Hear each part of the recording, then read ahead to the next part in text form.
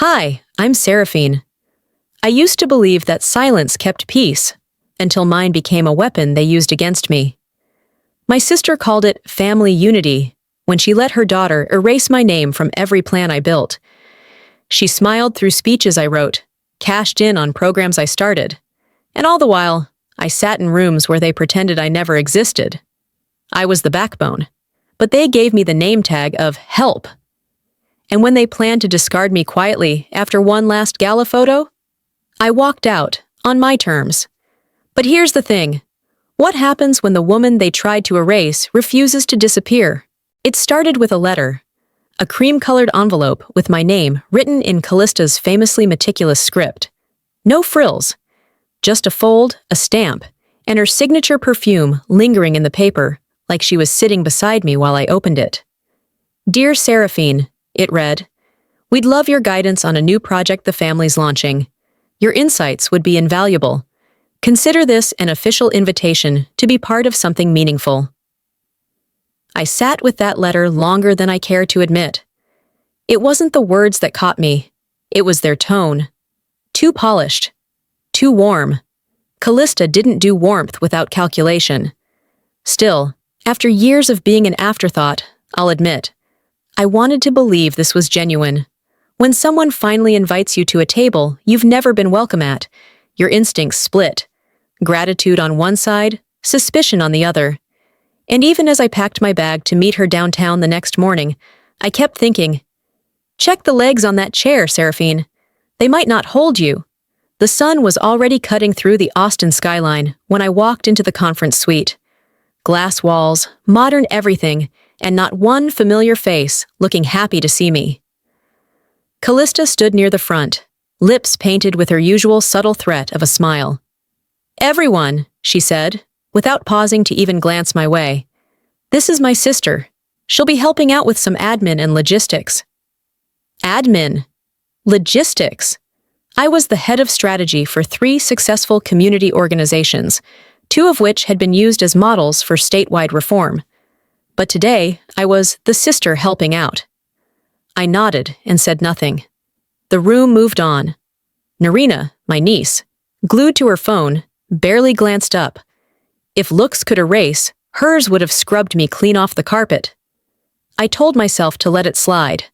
Let it slide like I always had. But I remembered something an old mentor once said. When they forget your title in public, it's never by accident. That's how they tell you who you are, to them. Kalista handed me a folder. This is the core outline. Just give it a polish before Friday's board preview. I opened it and blinked. Half the budget projections were incomplete. Community partner names were missing. The entire structure was a rushed skeleton. She wanted me to patch holes, tie bows on broken ideas, and make it look like a masterpiece. They didn't want my leadership. They wanted my labor, my silence, my polish. Still, I agreed. Quietly, not for her, not even for the board. But because sometimes stepping into the lion's den is the only way to see what teeth look like up close. Later that afternoon, as I walked to my car, Narina caught up to me in the parking lot. Hey, she started, with a smile that didn't reach her eyes. Just glad you're here. Just don't overcomplicate things, okay? I tilted my head. Overcomplicate? I echoed, my voice calm. Yeah, too many changes, too many questions. We've already put a lot in motion. Right, I said. Wouldn't want to interrupt the motion. She blinked, unsure whether I was agreeing or not. As she walked away, I leaned against my car, staring out past the concrete lot. That wasn't just ambition in her voice. That was territory, a boundary being drawn. And I was the one expected to stay on the outside of it. You can't warn someone off a space they built from the ground up. But apparently, you can try. I arrived early the next morning for our internal team sync. The room was still empty, coffee half brewed in the corner. I liked the quiet. It gave me time to think. Then I saw it. At the table, in front of the chair they'd clearly designated for me, sat a nameplate. Not consultant, not strategy director. Just 2 words. Administrative support. I didn't move it. I didn't say a word. Kalista entered 15 minutes later, avoiding my gaze like it might sting her. I sat there calmly, watching everyone filter in. They invited me in, and now they were pretending I came unannounced. 2 days after that first meeting, I found myself back at the office conference room. The air conditioning hummed louder than the people. Narina sat at the head of the table, flanked by 2 interns who looked barely old enough to rent a car, let alone manage a budget. She pulled up the proposal on the screen and clicked through like she'd built it from scratch. I knew that framework. Every slide, every bullet point, every chart. I had spent hours crafting it. And yet, not one word about who actually did the work. She didn't look at me when she said it. Just plug in your notes and we'll adjust as needed. I folded my arms. That's the structure I sent last week. She smiled. I used it as inspiration. You don't mind, do you? I didn't answer. But in my mind, I filed the moment away. It wasn't just being overlooked. I was being watched, as if my role was to contribute without acknowledgement, to make things function without taking up space. It wasn't about erasure. It was about being visible only when they needed something to run. That evening, I sat on the edge of my bed scrolling through Instagram, half listening to the soft rustle of the Texas breeze outside. Narina had posted a photo from the session. Everyone in the room tagged, even the interns. Captioned with, "Couldn't have done it without my incredible support system." My name, not mentioned. My face, cropped out. It wasn't accidental. It was curated absence. The comments flooded in. "Such a visionary. True leader. You're unstoppable." I turned off my phone, not out of rage, just clarity. Sometimes the most brutal message isn't what they say. It's the way they strategically forget you were even there. The next few days, I watched more carefully. In meetings, no one referred to me as a strategist, just the consultant. Even that felt borrowed, like a title on loan that could be revoked at will. Questions directed at me were rerouted. If I spoke, Kalista would either rephrase it or credit the idea to someone else moments later. I wasn't being included, I was being handled. So, I started my own archive. Every draft I created, every email I sent, I backed it up outside their system. Not paranoia, pattern recognition. I'd seen how quickly things disappeared in that team thread. A project would be uploaded with my name in the metadata, and 2 days later, it would return like a ghost, cleansed of any trace I had touched it. They weren't just using my mind, they were laundering my contributions. I didn't confront anyone, not yet. That wasn't my style. Let them keep assuming I wouldn't notice. I had learned that strategy wasn't always about standing your ground. Sometimes it was about quietly setting the trap. And then came the Zoom call. The screen filled with rows of boxes, donors, board members, community leaders. Narina's face front and center. She launched into the presentation with polished ease, showcasing the proposal I had outlined, the metrics I had built, the outreach I had developed. Kalista smiled in the corner box, nodding along, proud. No one mentioned my name, no one corrected the record, but they didn't know I'd hit record before anyone joined the meeting. Not out of spite, out of habit. Because somewhere along the way, I'd realized, if no one else was going to say it happened, I'd make sure the silence had evidence. The clapping felt like background noise, even though it was happening around me. Narina stood confidently at the front of the conference room, smiling as someone from the board praised the clarity of the project's structure and how authentically aligned it was with community needs. The words rolled out so smoothly, as if they'd always belonged to her. I'd written that structure. Every paragraph, every recommendation, mine. She's always been visionary, Kalista added, with a tone that sounded practiced. They weren't wrong, just wrong about who she was. I sat there nodding faintly, keeping my face still while something in my chest folded over itself. It wasn't just that they stole credit. It was that they celebrated each other for the theft. It had become a performance, and I wasn't even in the cast anymore. Later that evening, as I drove home, the applause kept echoing in my mind. like it was mocking me from behind. I needed to breathe, so I pulled off into a grocery store parking lot, sat in the car, and let my thoughts unravel. I remembered the day I signed that tuition check. It was Narina's freshman year of college. Kalista had been going through one of her financial dry spells, trying to keep up appearances while juggling debt she wouldn't admit to. I paid the first year's tuition in full, quietly, no ceremony, just a transfer and a note.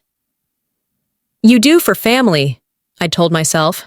No cameras, no applause, just trust. Narina had sent a short thank you message. "Appreciate it, Aunt S. I won't waste it." Simple, genuine, or so I believed. I don't know where that girl went. Somewhere between honor roll and boardroom stardom, she'd learned that credit mattered more than truth, and she played that game better than I ever could. The next morning, a board member pulled me aside after a planning session. "So, I heard you're mentoring Narina now? That's a smart move. She's got real promise." I smiled politely. "I'm not mentoring, I'm editing." He chuckled like I'd made a clever joke and moved on. But I wasn't joking. Mentor, support, helper. It was like I'd become a friendly ghost hovering near their brilliance, tidying up ideas without ever being seen. Never strategist, never architect, just someone who happened to be around.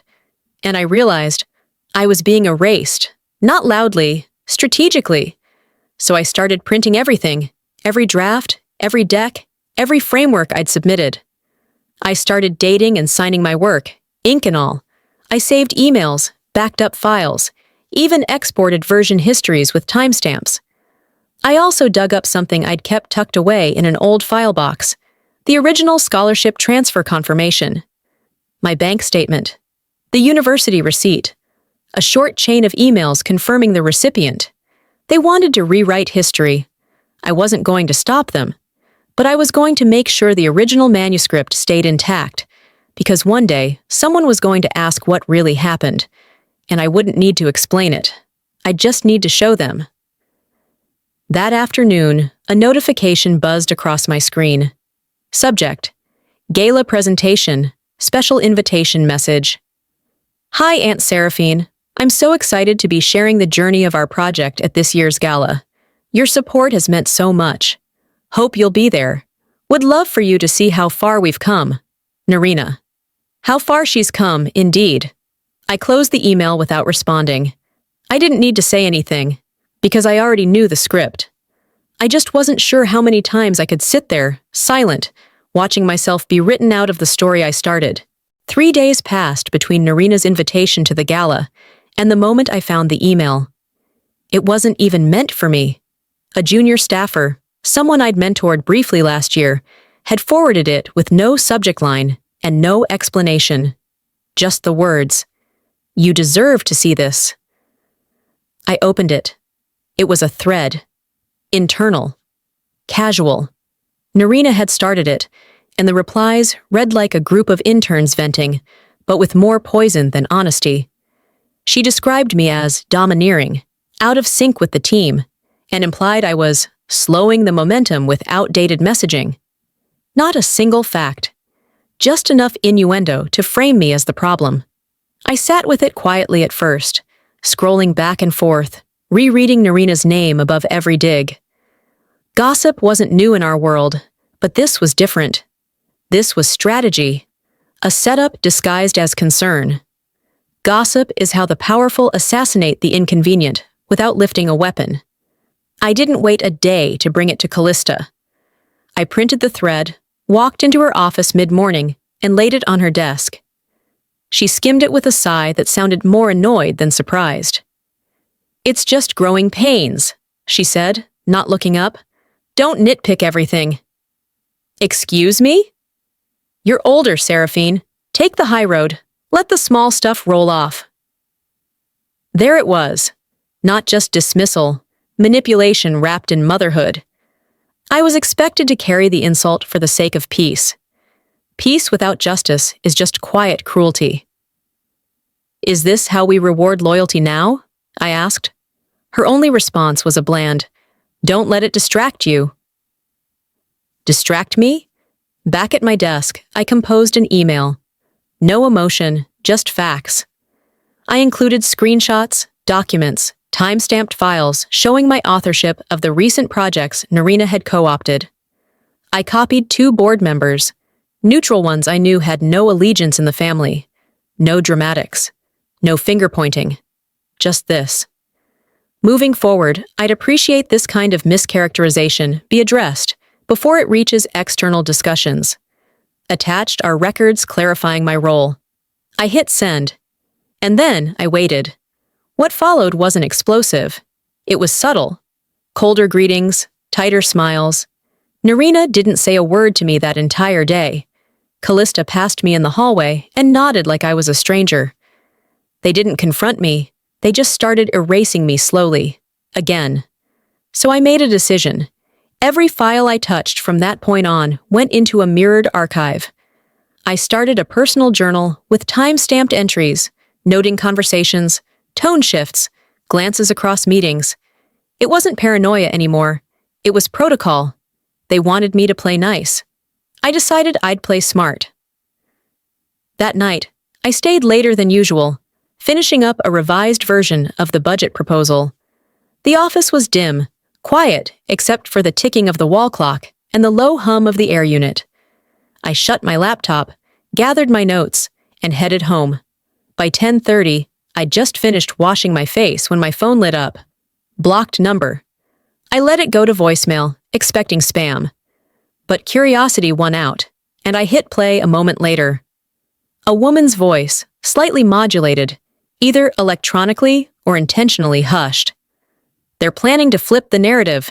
Don't trust anyone on that committee, not even the ones you think are neutral. They've already drafted your transition out language. The message cut off. I sat on the edge of my bed, staring at the wall. They expected me to shut up, but now I'm wide awake. Dinner at Kalista's house used to mean something. Growing up, it was where birthdays blurred into holidays, where arguments broke over pie crusts, and where our mother's silence held more weight than any prayer. But now, it was just another performance, with a script I hadn't agreed to. The table was long, dressed in white linen and too much silverware. I was seated at the far end, as if I'd shown up late or brought a +1 no one approved of. Kalista sat at the head, naturally, and Narina flanked her like an heir to a crown she never earned. Halfway through the second course, Narina raised her glass and smirked.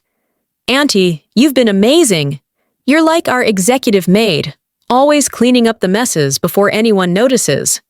Laughter scattered across the table like spilled salt. Even Kalista chuckled, tilting her head as if to say, "Don't be so sensitive." I didn't respond. I sliced into my chicken and chewed slowly, letting the silence grow awkward around me. I made eye contact with no one. That silence? It was mine, and I was done filling it for them. After dessert, I excused myself and wandered toward the hallway bathroom. The study door was slightly ajar. On instinct, I peeked in. And there it was. My proposal, the same one I'd spent 3 weeks building from the ground up, was crumpled in the trash. Coffee-stained, the corner torn, as if it had been swatted off a desk in a rush. On Kalista's chair sat a newer printout, pristine, with Narina's name at the top. Revised executive vision, final draft. I didn't flinch, didn't cry. I just nodded once. They didn't just want me gone. They wanted me to take the hint and walk out like it was my idea. I returned to the kitchen. Kalista was rinsing dishes, humming an old Motown tune under her breath. I stepped beside her and reached for a towel. "You could have just said it," I said quietly. She glanced up. "Said what?" "That it's time I stop pretending this is a collaboration." Kalista frowned, setting down a dish. "You're reading too much into things. Narina's just ambitious. You're too sensitive." There it was. The old standby. The feminine gag order. Too sensitive. As if facts were emotions, and disrespect was just a misread mood. "Maybe it's time," I said. "You heard me without the filter of your title." Her eyes narrowed, but she said nothing. I left the kitchen without drying the plate I was holding. That night, I stayed up late. I removed all shared files from the cloud drive Kalista's team had access to. Every draft, every annotated version, gone. I uploaded my original work to a secure archive with date-stamped metadata and legal timestamps. I renamed the key proposal, Draft 1, Seraphine Garrison, printed a hard copy, slid it into a fireproof envelope. You don't throw away people you think you'll need later, so when they do, be ready. Around 11:45 p.m., a message flashed across my phone. It was from Narina. It wasn't meant for me. Just keep her looped in until the gala, then we clean house. Mom agrees. I read it once. Then again. The punctuation. The certainty. The betrayal so casual, it felt practiced. I set the phone down slowly, folded my arms across my chest, and stared out the window into the dark. There it was. The plan. In their own handwriting. They just didn't think I'd still be here to see it. I knew something was off the second I opened the donor report. I wasn't supposed to be copied on that folder. It landed in my inbox by error or divine intervention. But there it was. My name, my signature, stamped across a financial summary I had never approved, tied to a project proposal Narina submitted under her lead. I stared at it, clicked open my own documents, checked the metadata. Nothing matched. No version, no timeline, no file from my end included that final spreadsheet. They didn't forge my name out of spite. They did it out of convenience, and I knew exactly how it would play if I called them out. Just a clerical mistake. You must have forgotten you approved it. You're overthinking. No, I wasn't. It's not theft when no one notices something's gone. It's sabotage, masked as delegation. I took screenshots. I printed copies. I saved everything on an external drive, tucked deep in a folder labeled Insurance. My breathing was slow. Even, not panicked. That afternoon, I got a text from Andrea, an old college friend. Hey, random, but is this the bracelet you gave your niece for her 21st? Attached was an eBay listing, a silver cuff engraved. My handwriting still visible in the photo. To Narina, because power is what you do with it, not how you hold it. There it was, next to the price. I didn't text back. I didn't cry. I deleted Narina from my digital wallet, removed her from my emergency contact list. Not out of spite, just alignment. If I was no longer her aunt, no longer her mentor, no longer even human to her, why hold on to illusions? They didn't pawn the bracelet. They sold the meaning. That night, I called Greg. He's a legal advisor I'd worked with on a pro bono case years ago, someone I trusted to tell me what could be done without flinching. Hypothetically, I said, if someone affixed your signature to a financial document for a nonprofit without your consent and used it in a funding proposal, what's the play? His voice on the other end didn't hesitate. Internal fraud. Possibly federal if the funding's public. You documenting everything? Every pixel. Keep going. I hung up and opened a new timeline. Documented every conversation, every file version, every change. I didn't name names, not yet. But the shape of the truth was forming, and I was done preparing for peace. The next morning, I stopped using emojis in work chats. Switched my email signature to include a legal disclaimer. I removed sister from my vocabulary when referring to Kalista. Director worked just fine. People noticed. Narina texted, "Is everything okay?" I replied, "Nothing I haven't documented." By midday, the air had shifted. I caught glances in the hallway, quiet, cautious. No one knew what I knew, but they felt it. That sense when someone lights a match in a room full of gas and doesn't say a word. Later that evening, I logged in to double-check the file I'd downloaded, the one that linked my name to that falsified report. I'd saved it locally, but I wanted to compare. It was gone. Not just removed from the shared drive, overwritten. No version history, no shadow copy, no trace. I sat back in my chair, the glow of the screen reflecting a blank list of documents. This wasn't sloppiness. This was deliberate. I turned to my hard drive, clicked through folders until I reached the backup. There it was, my version, complete with date, time, And that one sentence I always added to drafts as a signature. Let the work speak louder than the politics. They weren't just rewriting history. They were burning the drafts. Monday morning started the way most do. Too much coffee, too little quiet. I was halfway through reading a grant summary when I heard them. 2 interns standing near the copy machine, whispering. I heard she's unstable, one of them said. Like, clinically. I didn't move, didn't blink. Just let their words hang in the air between us like a curtain they didn't know I could see through. Later, I traced the source. Narina had been floating the narrative to donors and partners. Carefully chosen phrases like emotional fatigue, burnout, less consistent under pressure. Not bold accusations, just suggestive enough to do damage while leaving her hands clean. They weren't coming for my job anymore. They were coming for my mind. I sat through a Zoom interview for a major foundation later that day. It was supposed to feature the entire strategy team. Narina opened the call, her smile calibrated, her voice rehearsed. I had the privilege of shaping the vision for our program, she began. And of course, I'm grateful to those who helped bring it to life, especially in the early phases. Early phases. That was me. When the moderator asked about the team dynamic, another panelist chuckled. Every group has someone who keeps the ship steady behind the scenes. They all laughed. I smiled too. For the camera. But in my head, I was shouting. I'm not the background. I'm the blueprint. That afternoon, I contacted Greg again. He drafted a cease and desist regarding the forged signature in the funding document. We CC'd the board. No emotion, just precision. By 3 p.m., my calendar access was revoked. Slack went silent. I hadn't been fired, but I'd been digitally locked out. They didn't argue. They just locked the door and hoped I wouldn't knock. That night, a ping lit up on the family WhatsApp group. Narina, can we keep work stuff out of this chat? Kalista followed. We all need to remember we're family first. Let's not embarrass each other. Not one message asking what happened. No voice asking for my side. Just reminders to keep it quiet. For the brand. I didn't respond. I just left the group. Silently. Because silence isn't peace. Sometimes it's just strategic abandonment. At 10:42 p.m., an email landed in my inbox. No sender name, just a forward chain.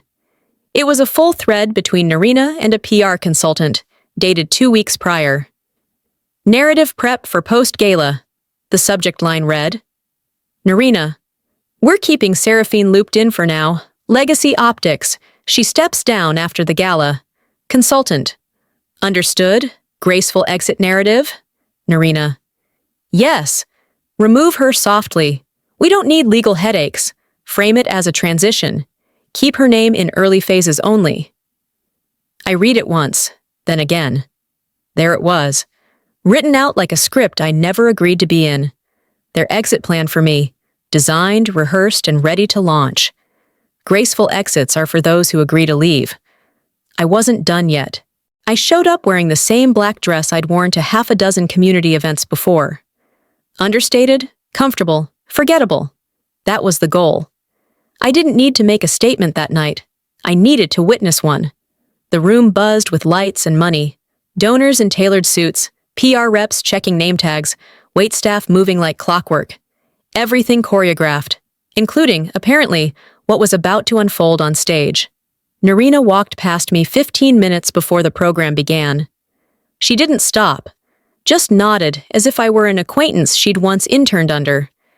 She was wearing a crimson silk gown, microphone already clipped to the neckline. Her hair and voice both rehearsed. I took my seat near the back, behind a structural column that blocked half the stage. Fitting. As the MC welcomed everyone and the lights dimmed, I saw the slide on screen. The Evolution of Impact, a title I had typed into the original draft of the presentation, days before Narina asked to review it for tone. What followed was a performance so perfect, it was surgical. Narina's speech was word for word the script I wrote, my phrasing, my opening line. The closing call to action I'd agonized over for 3 nights straight. She'd even kept the joke I added to humanize the intro. My mother used to say, If you can't fix the world, at least don't make it worse before lunch. The audience laughed in the right place, applauded at the right beats. And not once did she stumble, because it wasn't just rehearsed, it had been practiced to erase me. I smiled, just enough. Clapped, just enough. And while they gave her a standing ovation, I pulled my phone from my purse and typed 3 words in a new email draft. File attached. Regards. As dessert was being served, the evening's keynote speaker, Celine Romero, a philanthropist with a $4 million footprint in youth programs, took the podium. She beamed with sincerity. Let's thank visionaries like Narina and her mother, Kalista, for building this initiative from the ground up, she said. From the ground up. Right. On the screen behind her, a slideshow rotated. Photos of Narina shaking hands, hugging youth participants, standing beside banners.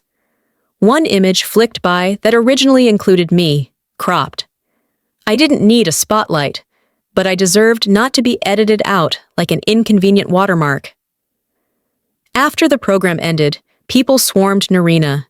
Kalista posed with donors like nothing had cracked in the last 6 months. The buzz was electric, contagious. I stayed back, blending into the hallway shadows.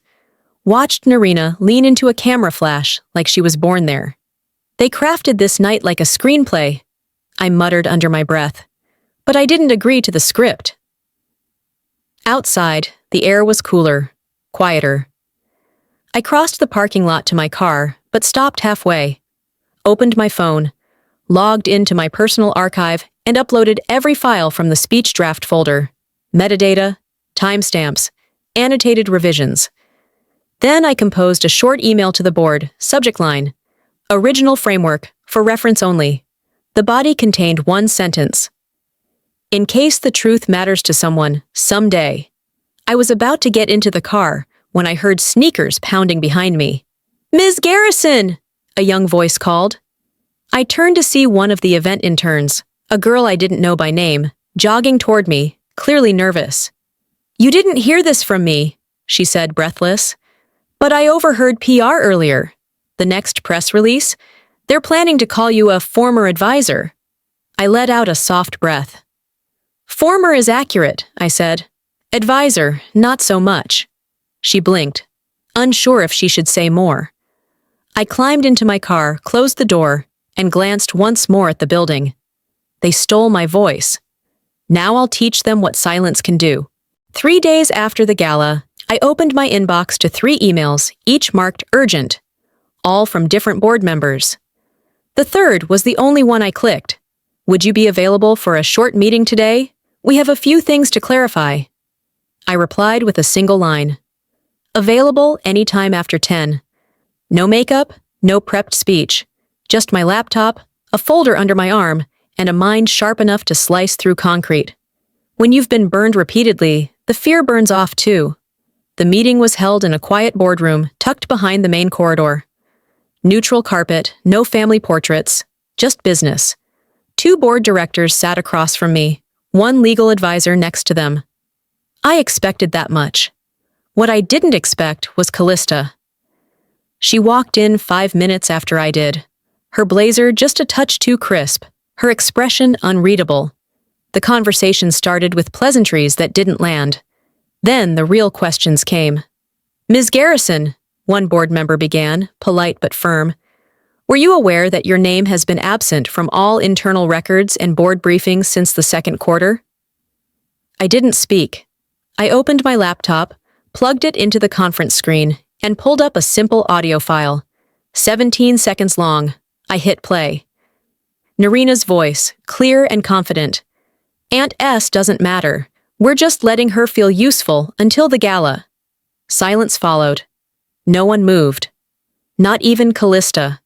I shut the laptop and placed a neatly bound document pack in front of them. Color-coded, tabbed, signed, and time-stamped.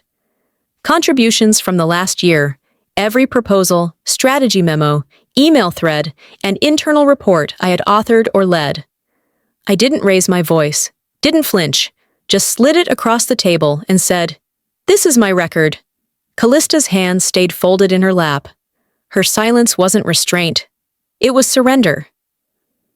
One of the directors flipped through the documents slowly. After a minute, he closed the folder and said, "We owe you more than an apology." I nodded once. No need for apologies, just accuracy. They offered me the chance to speak more. Elaborate, explain. I declined. My documents speak louder than I ever could. And with that, I stood, collected my laptop, and walked out with the same quiet I'd carried in. Outside, the sun had started its descent, casting long shadows against the floor-to-ceiling glass.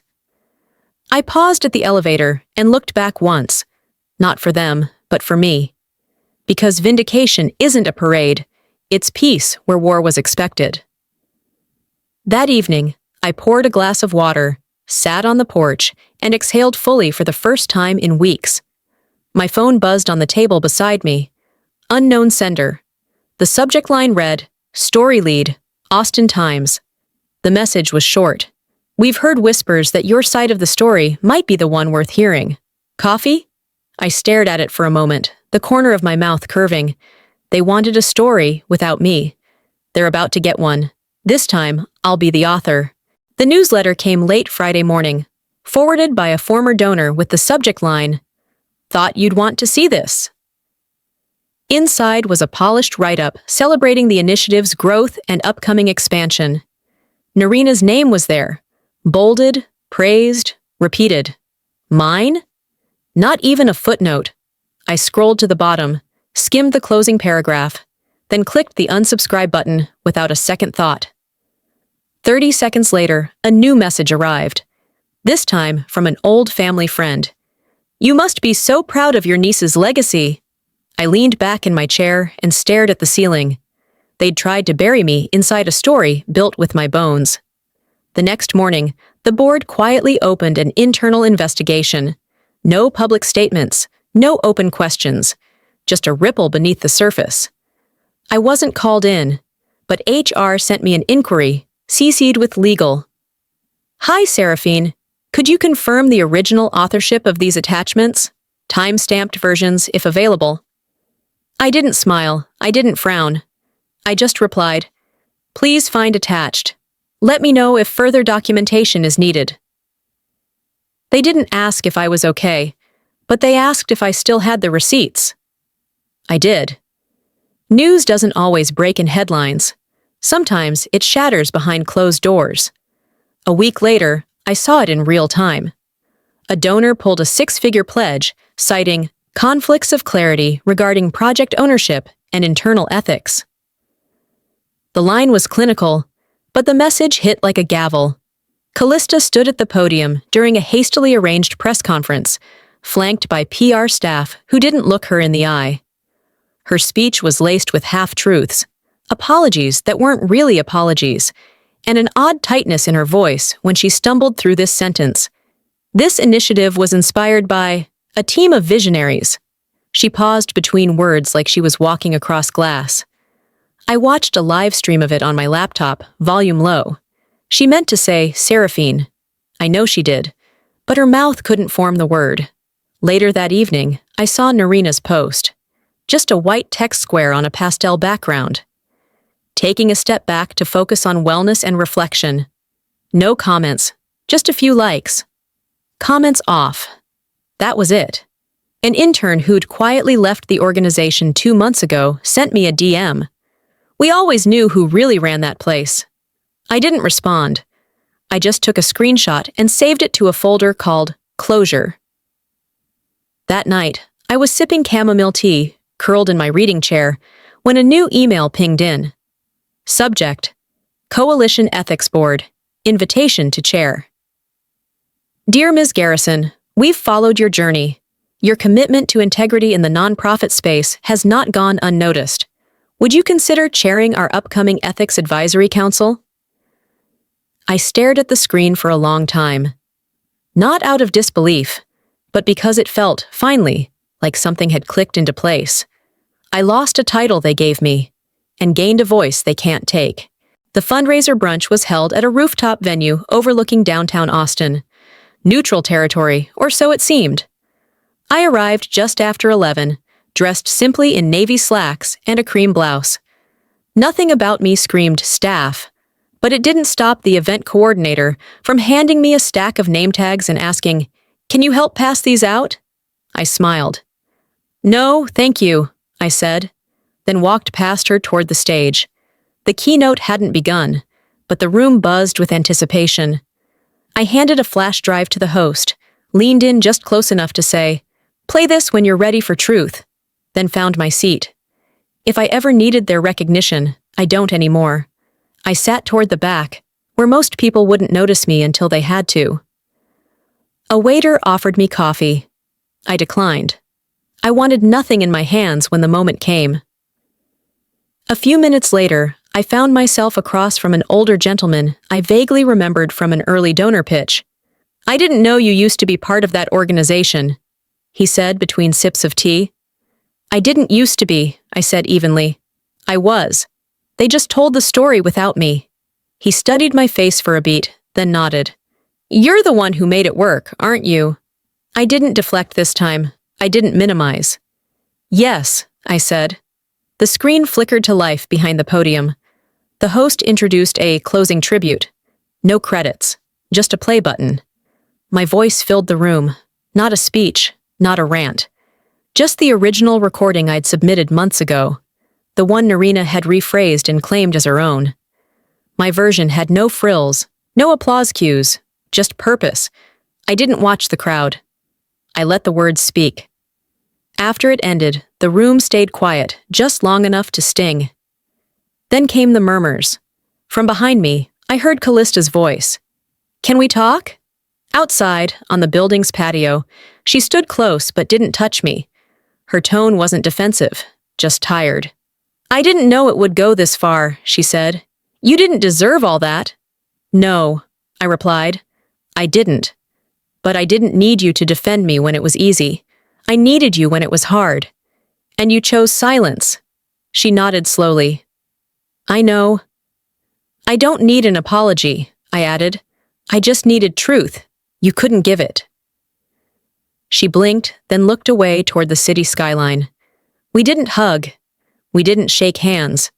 We just stood in the space between two women who used to be family, divided by something deeper than betrayal. Choice. Later that afternoon, I sat in my home office, opening drawers one by one. Files, folders, printouts, headlines, I sifted through them like relics. I kept only one. I labeled it truth, if ever needed. The rest went into the shredder. Peace isn't the absence of conflict. It's the refusal to carry it anymore. That night, just after 10, my phone buzzed. Narina. Her message was brief. "I didn't know how much you carried.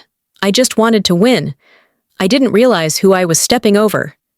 I read it twice, then set the phone down on the windowsill beside a dying orchid and walked away. Some messages are meant to be read, not replied to. The summit wasn't on my calendar. No one officially invited me, but an anonymous envelope had arrived in my mailbox a week prior. No return address, no signature. Just a folded sheet of paper with a date, a time, and a location. I went. The ballroom was smaller than I expected, the kind of room where policy meets theater. It smelled of strong coffee and cautious optimism. The walls bore banners for ethical restoration in nonprofits, but the real energy in the air was curiosity, mixed with fear. The kind of energy that surfaces when truth might show up uninvited. I took a seat near the side wall, where I could see the stage without being seen. The summit ran its course. Panelists, policy updates, stiff applause. Then, just as the final speaker exited, the lights dimmed unexpectedly. A screen lit up. One sentence filled the space. "We dedicate this to those who were made invisible." A video began.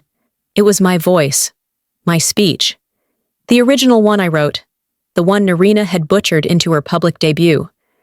But now it played over images, my original emails, slide decks with timestamps, handwritten notes, voice memos, donor conversations. The real story, layered and undeniable. They gave me silence. I gave them playback. No one clapped when it ended. not because it wasn't powerful, but because no one knew how. Silence returned, this time with reverence. 24 hours later, Kalista submitted her resignation for personal reflection. Narina deleted every one of her social media accounts. Just vanished. Poof! News outlets picked it up in under 2 days. One headline read, "Whistleblower's anonymous confession goes viral." They never mentioned my name. They didn't have to. When truth doesn't need credit, it becomes undeniable. I didn't return calls. I declined interviews. I archived every email tied to the organization, every last one. Then I closed my laptop and walked out to the porch. The late morning sun hit my skin like something new, like I'd finally stopped dragging their version of me through every room. Forgiveness isn't forgetting. It's choosing to not carry their failures as your identity. Later that week, I met a young woman, barely out of grad school, at a cafe off South Lamar. She'd started a nonprofit focused on literacy access. She was bright, unpolished, and already being pulled in 5 different directions by older, louder voices. "You don't have to lead loudly," I told her, sliding a folder across the table. "Just make sure no one else rewrites your credits." Inside the folder was a pro bono consulting agreement.